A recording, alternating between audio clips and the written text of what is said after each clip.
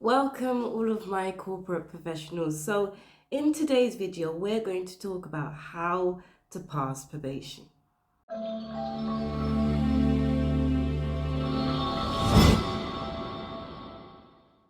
Sorry if my voice sounds a bit croaky during this video. I am still recovering from the flu. There's this really strong flu going around in the UK, and yes, I have caught it. So, um, yeah, my voice is a bit croaky and stuff, but I will push through this video and hopefully it should be fine. But I might have the odd cough here and there. So, probation is usually a form of trial period for a new job. So, this will happen when you have been given a job offer and you're starting at the new job. Usually, there is a trial period for them for the employer to ascertain whether or not you are the right fit for the position, if you're handling the job well or not. It's also a chance for you to decide whether, this job role is the right, job role for you. Now, this trial period varies from industry or job type. So, usually it's between 3 to 12 months long, but on average, it's about 3 or 6 months long. So you're probably thinking, why is probation needed and why is it really important?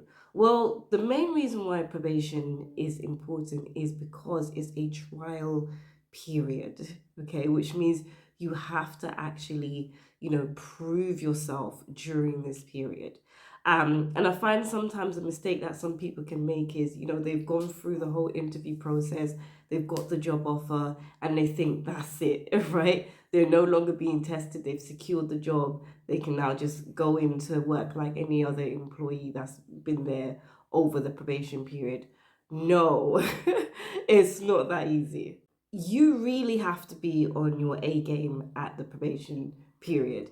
I would say take it as the second stage of the interview process. So, the first stage is, you've passed the interviews and you've got the job offer. Now you actually have to prove your worth. So, what I mean by that is the same qualities that made them hire you at the interview is the same qualities that you now need to be demonstrating at the job itself. Now, I've said this numerous times, but I really can't emphasize enough how important the probation period is. But just to give you an understanding, statistics have actually shown that only half of new hires make it past the first 18 months at the job. Okay, so this is something that really should not be played with. When it comes to the probation, you have to be on your A game and you need to show all of your qualities and abilities. This leads me on to my second point, which is during this period, your employer can let you go at any point during the probation period if he feels like you're not a suitable fit for the position and they don't have to go through the full dismissal procedure. Now, I'm not saying all of these things to scare you. I'm just making you aware of the reality of the situation so you're not blindsided by anything during the probation period and you have the ability to perform at your best. Okay, so before we get into how to perform your best during the probation period, we first need to understand the reasons why people are unsuccessful at probation and why they are let go. So, one of the major reasons is performance. So, when your performance is not on par with what they were expecting, maybe you are struggling to do the tasks properly, you're making a lot of mistakes, things of that nature. Usually, that's one of the main indicators that you're probably not going to pass probation and that you would be let go. However, that's not the only reason. There are two other reasons that are not widely known but can also determine whether you pass probation or not. So, the second reason is interpersonal skills. A lot of the time, people will not pass probation because of their attitude. So, when I say attitude, that can come under a plethora of things, but sometimes they either don't listen to what they're being told or they have low emotional intelligence. They don't know how to handle criticisms very well, they don't take feedback very well, things of that nature, or they're having problems with other colleagues within their probation period. First of all, you should not be having problems with your colleagues during the probation period, because that's a sure sign that you're probably not a cultural fit. So, if you're having problems, you've got issues with conflict resolution, you're not handling criticism well, all of these things will not allow you to pass probation and to get the job. So that's the second thing.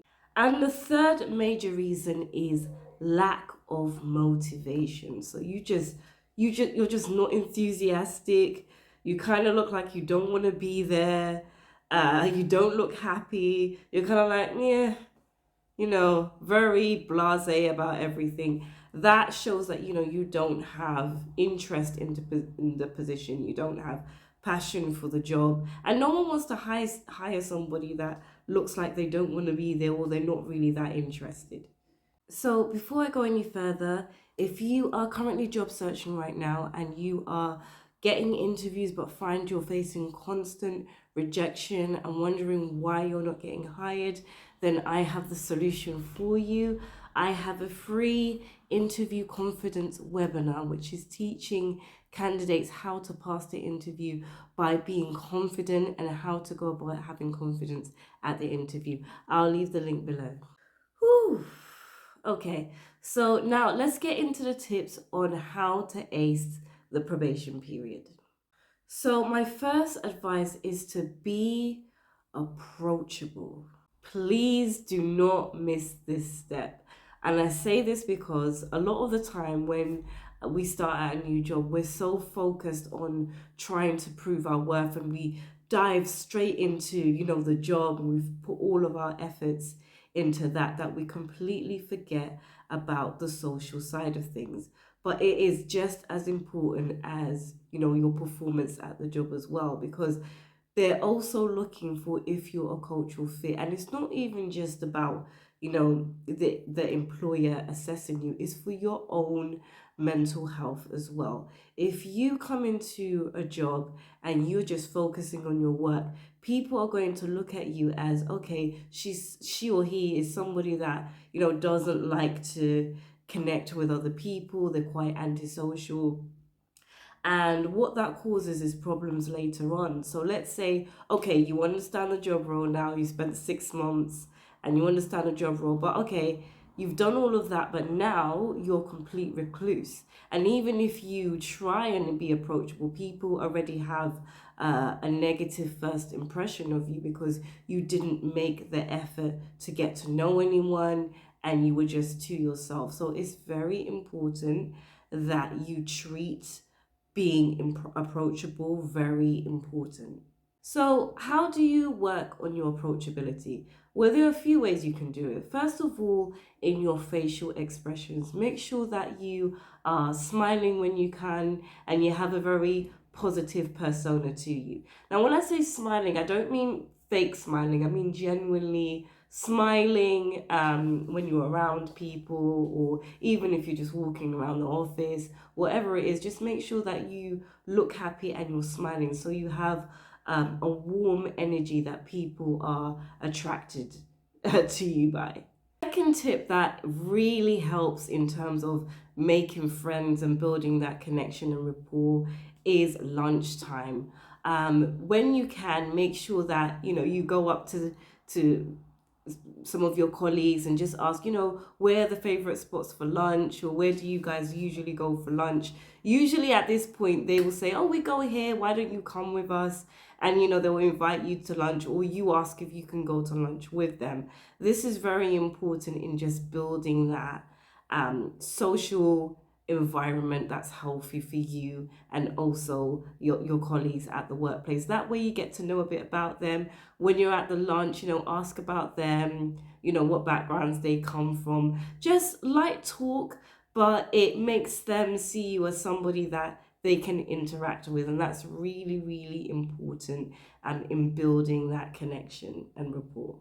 In relation to that as well, also make sure that you're building a network. So you don't only have to build rapport with people within your particular department. You can also build rapport with people outside of your department as well. It makes you have a larger network and more visibility of the organization as a whole, which is really good in understanding what's happening in different parts, and probably making you aware of news that probably you wouldn't have heard that's important to your role, for example, if you just kept to yourself. So always keep building your network, understanding people, different departments, things of that nature. And lastly, on this point, please, please, please stay away from office gossip, okay? I think it's inevitable that when you go to an organization, there is always some kind of office gossip about whoever it's about. I don't care what he said, she said, they said, whatever they said, it's none of your mind your business. You want to do is start getting involved in office gossip, and then before you know it, you've made some enemies before you've even had a solid foundation at the company, and you've already set the foundation for a toxic working environment. So please avoid that at all costs. Okay, so the second tip is to make a great first impression. So what I mean by this is, when you start at a new job, you want to show that, you're confident and you're passionate about your job role and things of that nature. So you can go about this in different ways. First of all, the way you dress is so important. Make sure that you're always dressed smart. And it's not about just dressing smart for other people. It's also for you as well. When you dress smart, you feel more confident within yourself. Your performance increases. There's a lot of positive benefits with dressing smart and dressing in a way that you feel comfortable, but you feel like you're presenting the best version of yourself. So always make sure that you are dressed smart. The second way to make a good impression is in your behavior. So I know I've touched on this topic earlier, but make sure that you're exuding confidence and enthusiasm. Even if it's something that you don't know how to do very well, show that you're enthusiastic about learning. Remember, the employer is going to pick up on this and see you as somebody that is passionate about the job and someone worth keeping. So make sure that you keep that enthusiasm and confidence up during your probation period, especially. And the third way to make a good first impression is timekeeping. So when it comes to timekeeping, you want to make sure you're going above and beyond. So remember, the detail is in the little things. So you can do this when it comes to your timekeeping. So make sure that you always arrive a little bit earlier than your contracted time, and you leave a little bit later than your contracted time. This way it shows your enthusiasm and your determination to learn the role properly, and that you're invested in this job role and in this organization, and the employer is going to see that. So make sure that you are doing that during the probation period as well. Okay, so the next tip is to measure your progress. This is very crucial because it's in relation to your performance. Now, a lot of the time, people end up being let go from the job because they are not aware of what is expected of them. And they and their manager are not on the same page. So they might be doing things that they think is needed and that they're being measured on, and it turns out that they're not being measured on that, they're being measured on all of these other things that they're not doing. So it's very important that you are aware of what is expected of you, and the best way to know what is expected of you is to, when you have your one-to-ones with your manager, you sit down and really ascertain what it is he or she wants from you. Make sure that you're writing it down. Make sure that you and your manager are clear on what is expected of you. And once you're clear on what is expected of you, then get to work on that. Make sure you're setting mini goals of how you're going to get to that stage of what they're expecting from you. And anytime you hit milestones, make sure that you're documenting that, any achievements, make sure that you're documenting that. And documenting your achievements is very important when you have your one-to-ones with your manager, because even though your manager is watching you, it's not everything he's going to be aware of. And sometimes if you bring to him or her what you've been doing and the milestones that you've gotten through, they will be impressed by that, and they will keep that in their library of things when they decide to hire you. So that's the other thing. And also, if you're having any challenges, make sure that you're documenting that down as well, so that you can discuss that either with your manager to improve on those things, or let's say other colleagues that can help you as well. Okay, so the fourth tip is to go beyond the call of duty. So what I mean by this is you don't just want to do what you're expected to do. You don't just want to look like a standard employee. You want to stand out. You want to show that you are an exceptional person and someone that is worthy of being hired. So you want to make sure that you're going beyond your job role here. So this means holding yourself to the highest standard. And you do this by a number of things. So going beyond the call of duty can be in various ways.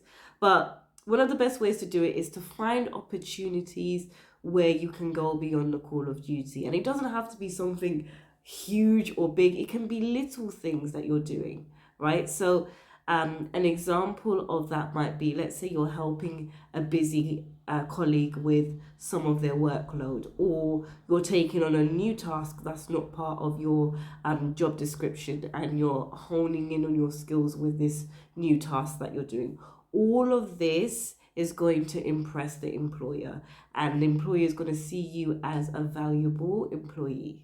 Okay, so the fifth tip, which is very, very important, is to ask questions. Now, I know that might sound really simple, but this is a mistake that a lot of new hires make when they start at a new company. And they make the mistake of not asking questions because they have a fear that they're going to look incompetent. And, they feel like it's expected that they're supposed to know these things. And that's just simply not true. You have to remember that this is a new job and that this is a new environment, and they're not expecting you to know everything. And no question is a stupid question, okay? If there is anything that you're unsure of or you need help with, make sure that you ask questions. And it's really detrimental when you don't ask questions, because what it means is you're wasting time trying to find the information when you could have just asked somebody, and it would have, made your job much easier and much quicker. So there's, that issue as well. And it can directly affect your performance, because you might end up making more mistakes because you didn't ask the questions when you needed to ask the questions. So please, whenever you're facing a challenge or you just need understanding on a certain thing, make sure that you ask questions. And asking questions also makes you look like you're enthusiastic and you want to absorb all of the information you can about the organization. It is considered a good trait. So always make sure that you ask questions. Okay, so the final tip is not to slack once you've passed probation. So as I've mentioned, all of the tips that I've shared with you earlier will definitely ensure that you secure the job role. But one mistake that a lot of people make, and I find that it's not really, I've never really heard it being talked about, but it does happen, is people are usually on their A game during the probation period, right? And they're working at their best and they're showing all of their skills and abilities, and then they secure the job, they pass the probation, and now they start to slack. So their performance starts to lessen. Maybe they're starting to come into work a little bit later, even after their contracted hours, things of that nature. There's a number of ways where you can start slacking your performance. I would strongly advise you not to do that, just because you have to remember that, yes, you've secured the job, but there's no such thing as job security, because if you keep on going down that path of not doing your best, eventually the employer is going to get tired, and he or she might just decide to sack you later on. And even though, yes, the dismissal procedure is much longer, why would you want to put yourself through that? You should still be treating your performance at the highest standard and holding yourself up to the highest standard when it comes to your work. And it's only going to be favorable to you. I mean, it's only going to mean that you gain more visibility, that you're more likely to be considered for promotions, you're more likely to accelerate in your career. So this is not a time to slack once you've passed probation. You want to carry on the way that you've been going from the beginning. And that way, that's how you're going to be considered a valuable employee throughout your duration of your job journey. Okay, so that's all of my tips on how to pass probation. I hope you found that helpful.